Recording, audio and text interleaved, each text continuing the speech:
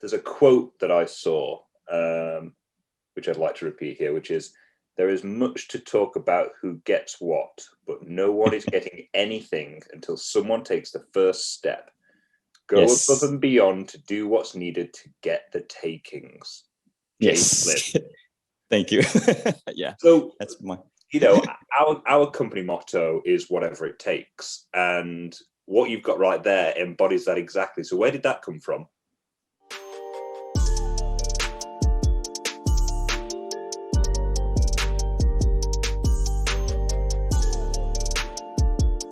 Well, because when I was first approached to start, I was asked by a company in Europe to help them with their Asian clientele or Asian installation base for their clients in the US and Europe. We had a lot of locations where we need to cover. And it was very tough because, we don't have a lot to go with actually, because we're just starting out, in 2007, where we had like a list of equipments that we need to help maintain all over Asia. So when someone approached to me and they said, could you do this? And I was thinking to myself, I thought to myself for a long time, because at that time I was in my 8th year running my business. I left my first job and I started my company in 1999, and we were doing system integration and also a software house. It was really tough to fight with tens and thousands of companies or local businesses. But this opportunity came to me, and I was thinking to myself, yeah, it's tough. But if I don't do it, somebody else will. So I told myself exactly that. I don't ask for anything yet until I get there. I show them that I will do it first without asking for anything. Once I prove myself, and that's when I start to ask for more things. And that's exactly what happened to me. I kind of, within that organization that came to me, I kind of climbed my career path, climbed that way. A lot of things were given first before I took back some. So you're not an old guy, right? But yeah. Go on, how old are you? Come on. I'm 51, midlife.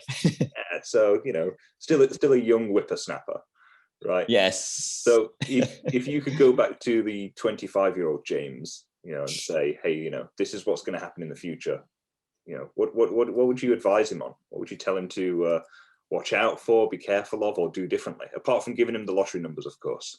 Yeah, I would say to myself, when I first started, to myself, who had just started the business, now, if I were to know him, is to be careful where you put a trust in.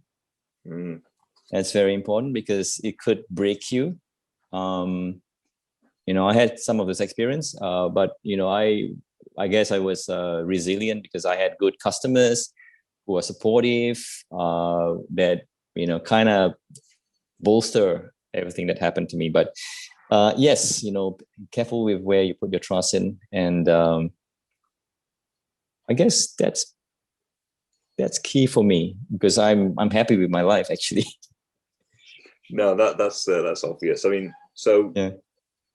Any particular low points or mistakes that you would have avoided, or does that come back to the trust issue again? The trust issue, yeah, because sometimes a friend may not be a friend, may not be a real friend. So it may appear to be a friend, but just have to be careful with those people. And the world is full of strange people, so just be really careful, especially when you're doing business. And of course, if you have any kind of ideas, make sure that you're protected by the law before you share that idea. Because I did misplace some trust in that as well when I was much younger. Yeah, like I said, I like to build things, right? So I have a lot of ideas. And I think that's a key thing in business that a lot of people, they don't talk about, is that there is a lot of shake your hand with one hand and then stab you with the other, right? Yeah. Yes. And there's a lot of that. And I think things like movies glorify, backstabbing and treachery and all these things. But the reality of it is there is a lot of that happens in business, and it's unfortunate. It's not everyone, but there are people who believe that stepping on your head to get ahead in life is the way to do things. And I think that the key there is people never forget, and people remember.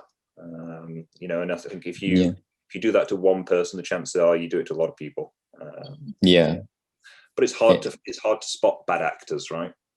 It's hard to spot bad actors, but if you just need, you have to be honest, with whatever you're doing and whoever you're doing with. I think because everything falls back on you, because when you do bad things happens to you, and if you got hurt somehow, but because you're a nice person, right? So you got supporters. Yeah. So it's always like never burn a bridge. Even sometimes, even with enemies, I don't burn bridges. I might try to avoid them, but I'm still talking to them, friends, shake hands when we see each other. But with people, with customers, with partners, we always have to be truthful with them, because at some point in your life, when you are at the lowest point, this could be the people who can the people who can help you back on your feet. What about coming up through the ranks, coming up through these various companies? You've obviously, traveled the world and everything else. I mean, have you come across any really strange or interesting experiences? I wouldn't say strange, but interesting, because it's interesting how a lot of people who are not well-traveled, they try to run their business based on their knowledge locally. And that kind of is interesting, because it puts me in a very good light that, hey, this is not right, I can help you, and then you educate them, and then they start to say, hey, this guy is good, let's work with him. So I've come across a lot of business owners who wanted to find their way into Asia, and they try to run the business the way they did, back home, not knowing the how Asia really works. And obviously, I had that opportunity to experience all those countries before I get to meet these people in Western countries. It was really interesting for myself when I learned about cultures, and it's about putting them together as a package, as an Asia package.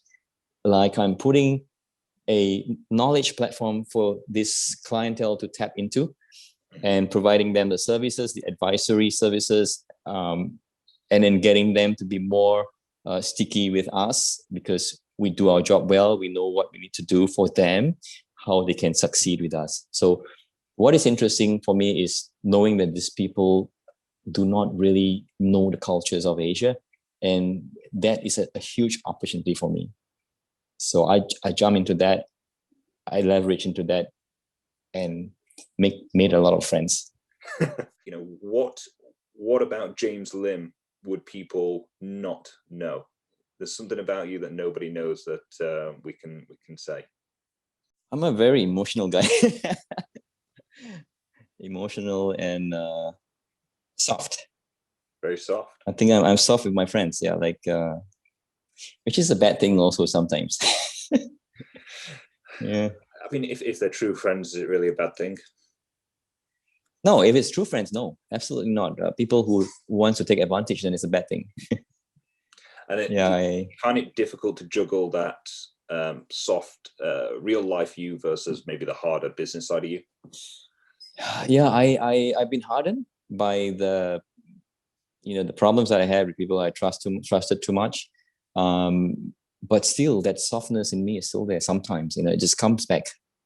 It's like something that you can never get rid of. And then you have to constantly remind yourself that when someone asks you for $1, give 20 cents. Don't give $1. Being a good guy is not a bad thing, though, right? Yeah, it's not a bad thing, really.